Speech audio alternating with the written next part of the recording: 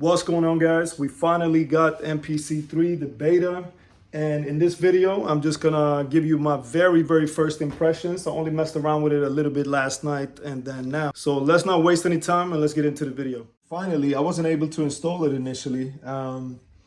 If anybody else experiencing the same problem, the way I solved it was, okay, first of all, when I installed the MPC 3 software, you had to then go into preferences and make sure your Wi-Fi is on the X. It doesn't have Ethernet, I guess, unless you get a specific USB to Ethernet cable or adapter, which I don't have. So when I went into activation, it said kept looking for the network, even though I could clearly see that I was logged into the Wi-Fi.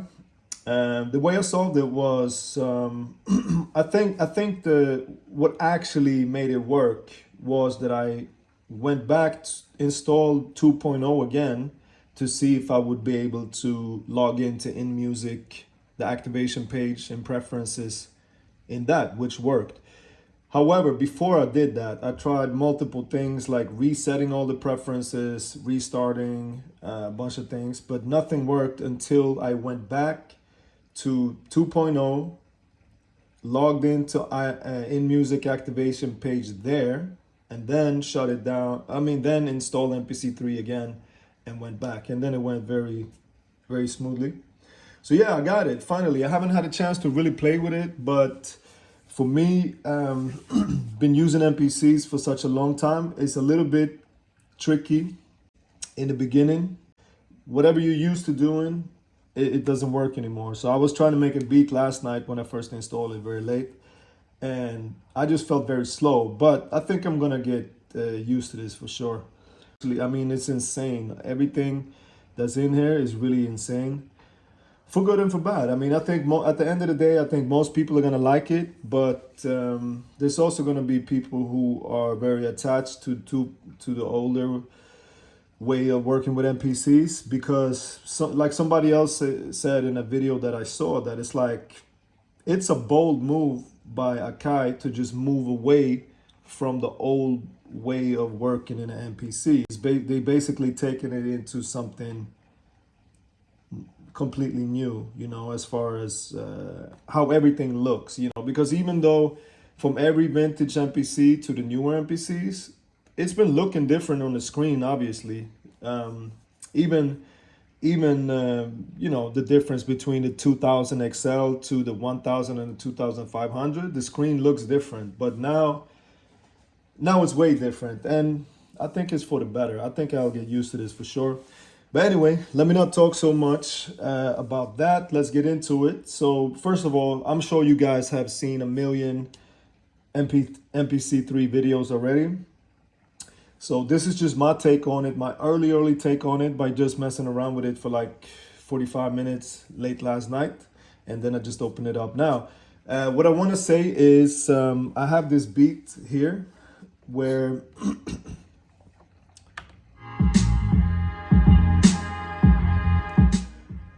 that I made in 2.0 about a week ago, and I've seen other videos where older projects don't open up properly. They sound really bad, but that could be when you have external gear hooking it up with MIDI, and it's not it doesn't play the different external instruments in the right key, I think. So it sounds very bad. I'm sure Akai is gonna fix that. That's a no-brainer. Even though it's a huge problem for them to fix, they have to fix it, because I don't think people are gonna be okay with 2.0 beats not translating correctly to this. Then I think just too many people are gonna stay in 2.0. But yeah, so this is the first page. So let me just get into some stuff that I do like. I totally love that you got these new channel strips here, and that you can go straight to effects and just like open it up like that. It's so much more intuitive. It looks very cluttered, but I think I'll get used to that for sure. One thing that I don't like, and whoever's been watching my videos before know that I really like to have physical buttons. That's one of the reasons why I'm still on an MPC, because I came from I had several vintage MPCs, but the one that I really learned how to use it very well was the MPC 1000 with JJOS. And I just still kind of have that muscle memory. So I don't like going to the touchscreen too much. I just don't like how it feels. First of all, I feel like reaching all the way up there is not comfortable when you're sitting down. And also, I just like physical buttons because for work, and I think all of us, we're on our phone and we're on our computers like way too much already. So it's just so nice to get away from that. And especially when you're in standalone mode. Sometimes I'm in controller mode with my computer hooked up, but I actually started closing the screen like this so I don't look at it, like, so I focus on the MPC. But if I really want to do like load a third-party VST or something like that, I just pop open the screen and I can do that in the software. But yeah, what I like with MPCs is really the physical aspect of it, and that is not what you do 20 hours a day being on your phone touchscreen or on your computer with a mouse. Like, I really like that. So yeah, I wish there was a better way to navigate around the screen on the X. I mean, I understand on the touch and all those computers that are more catered towards using the touch screen, of course. But for the MPC X, it costs so much money and it has all these buttons and everything. So I really wish it was like easier to navigate around here. I don't even think. Let me see.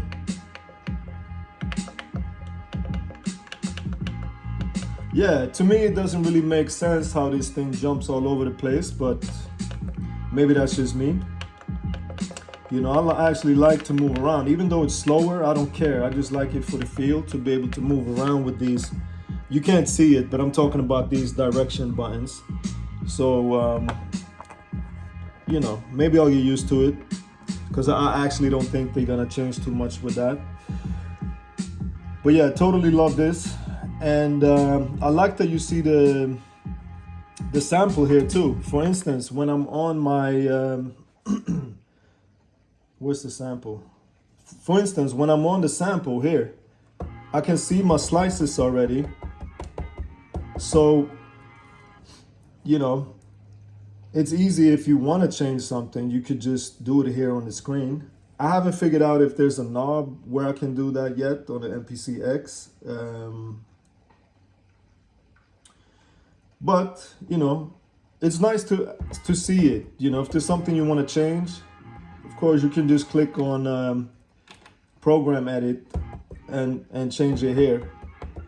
Where you got all your, the knobs are controlling all these different parameters. So that's one thing I do like.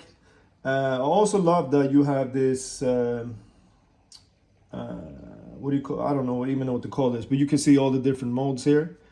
So you can custom make that. I already put the grid view back there like how it is in 2.0. And I'm trying to figure out which are the different modes that I don't already like to use the buttons for. Because the ones where I have the physical buttons, I'm gonna not put them there. I'm just gonna put the ones that I use a lot, but that I usually go into the menu mode. So I have my favorites there. But yeah, let's play around with this beat a little bit.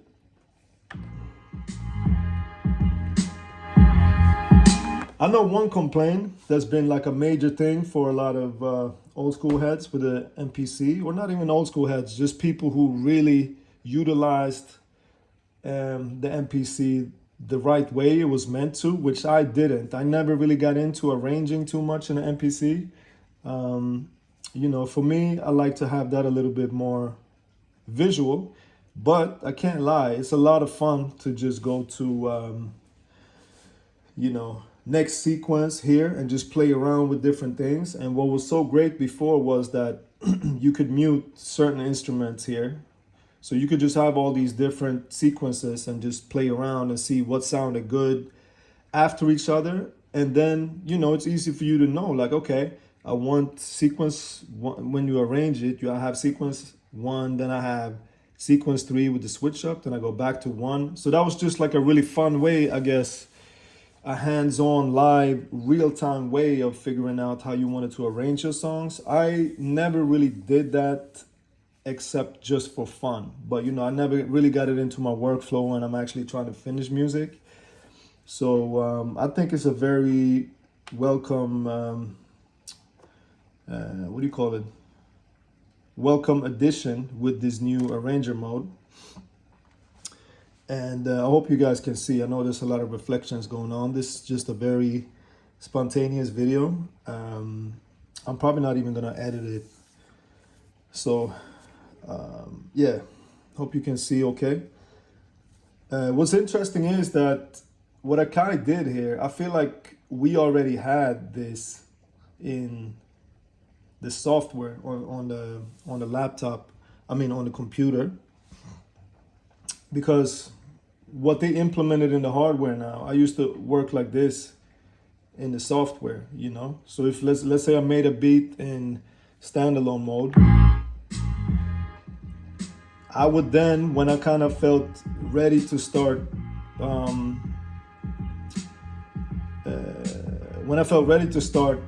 you know, arranging and making drops and stuff like that, I just made a long sequence in the software, and it was very, very easy to just delete stuff. You know, whether you want to delete it in a track, just take away everything from a certain track. Like let's say track 2 here, let's say I wanted to take away 1 bar. I could easily just, with the mouse, select that part and just press delete, and it was all gone. Or you could go into the grid mode and just take away a few notes if you wanted that. You know, like let's say you just wanted to get rid of those 2 right there. Oh wow, it still says cut. I've seen on some videos on YouTube from, I guess, earlier beta versions that it actually said delete, but now it's back to cut. Doesn't bother me, but you know, yeah. So that's one thing.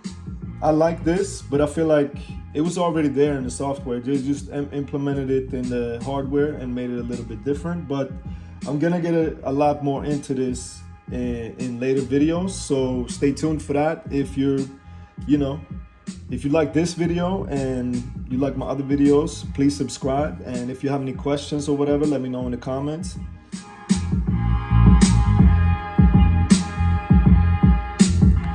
So this is the problem, right? So this sequence that I'm playing to you now, this is the thing that was an issue is an issue for a lot of people. But I think Akai have said that they, in the final release of MPC 3, they will implement that feature, which is being able to just go to okay, so now I'm on my main sequence right here, but I also have this change up.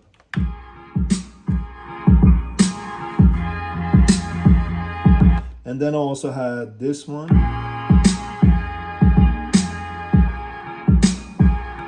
And on this one, when I was playing around earlier, I muted the hi-hat on just this specific sequence. But now it took away the hi-hat on all my sequences, which I can really see that that's almost a deal breaker if you like this workflow. You know, if I was really making all my beats like that, I wouldn't upgrade to MPC 3.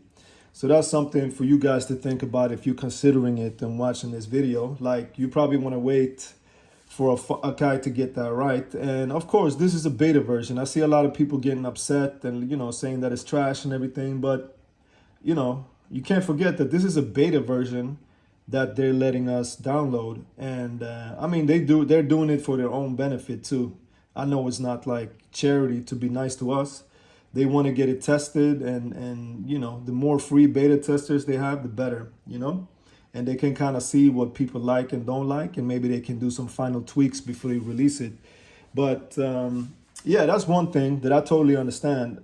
Even right now, when I was just playing around, I wish that it didn't mute the hi-hat on all sequences. So now I got to bring that back, and this is how I actually wanted it to sound like for my main section.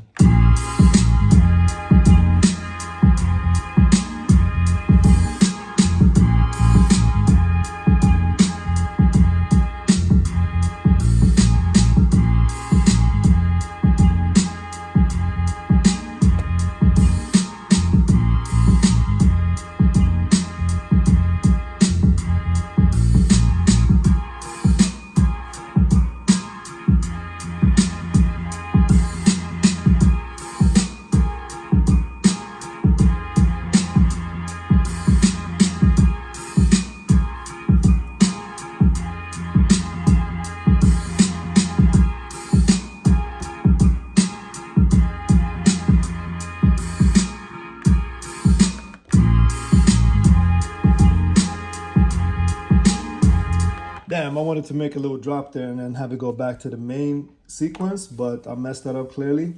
Yeah, what else? You know, it's nice that you can just, you know, go into a arrange mode here, double tap that, and go into the grid view for that track. So I think, yeah, maybe that's why they didn't put the grid view here, I suppose. Yeah, makes sense, makes sense. So I'm probably gonna get rid of that because, yeah, you can just go here, double tap, and you get in there easily, and then just go back to main. What else? What else? What else? You know, there's so much stuff in here. So this was just a quick video, so I'm not gonna ramble too much more. But yeah, stay tuned for more videos on this. When I've gotten a little bit better at using it, I'm gonna make some more what do you call it? Organized, planned videos. But yeah, this was just my first reaction of playing around with it a little bit last night and this morning. And yeah, there's so much to it. But again, totally love that you can just easily access all your effects here. It's so quick. And you can also go back to the old view right here. And what's amazing that you guys seen before too is that, let's say you have a signal chain here with a bunch of effects. I have muted these, but let's say I have these 4, right? And I'm like, man, I wish this reverb was the last one, like after the compressor. Then you can just move it, you know? So now, okay, I don't know what I did. That was a little weird. I was hoping for the red thing to move also. Maybe they'll fix that. Because now I'm confused what I actually did. Because I had 2 different reverbs. Yeah, again, it's a beta. It's a beta version. It's not going to be perfect. It's probably not even going to be perfect for quite some time when they actually drop it. But right now, they're just giving us the opportunity to play around with it. That's another thing. It's a good thing I said that, because I think I heard online that if you open your projects that you made in MPC2, make sure you save it as a new project in MPC3. And not just like click save and erase your old save, because I don't think you're going to be able to open it in MPC2 again. So whatever you create from scratch in MPC3, I don't think you're going to be able to open it in MPC2. And I also don't think that if you, like I said, if you save a MPC2 beat in MPC3, you may not be able to open it again. You know, I can't guarantee this, but I think I've seen it somewhere online. So, yeah. So where was this? So I'm not even gonna save whatever I did now. I'm just messing around anyway. But I think I only had.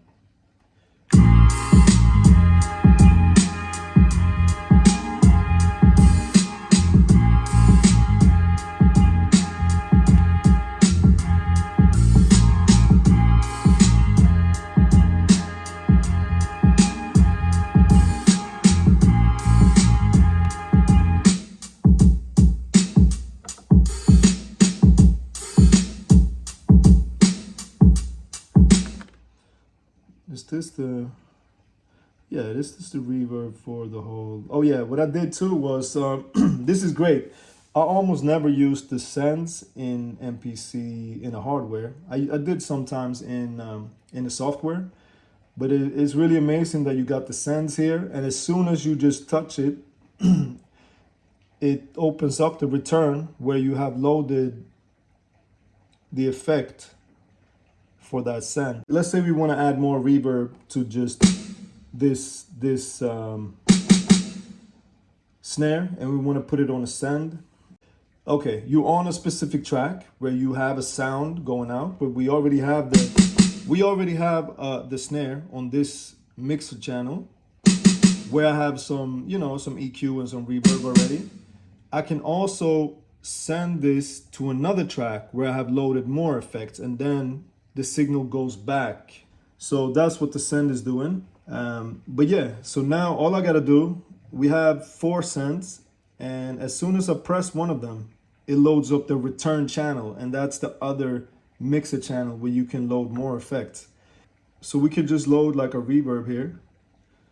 Or let's do a delay. It's not gonna sound good, but just for this purpose, so we can hear it more easily. So let's go into this delay, and let's see what it sounds like now. Okay, nothing. And you know why? Because with the send, you're basically, if you can see this, you're basically sending, you know, you can decide how much you want right here, how much of the signal you're sending through the return channel, or you're leaving on the actual mixer track. So if I just want a little bit, I put it there. And normally what you want to do when you're using effects on a send or a return channel is that you usually want to leave it on 100, and you control how much of the mix you want on the actual send knob. So yeah, this is super cool. Like I rarely used this feature in MPC2 because it was, you know, too many steps, and I never really finished beats in MPC2 anyway. But I think I'm gonna do a lot more stuff like this. One thing that I'm super excited about to try out too is the automation. From what I've seen on YouTube, it looks so easy now. So I'm really gonna have a lot of fun playing around with that, and I will do that in my next video as well. So stay tuned, and really appreciate you guys watching. If you liked the video, please give me a like, subscribe. If you have any questions, you know, or let me know what you want to see in the next video if you have specific questions or specific things you want me to focus more on, because I'm going to really dig deep in this now, for myself, but also for you guys. So yeah, stay tuned, and you know, see you guys in the next one.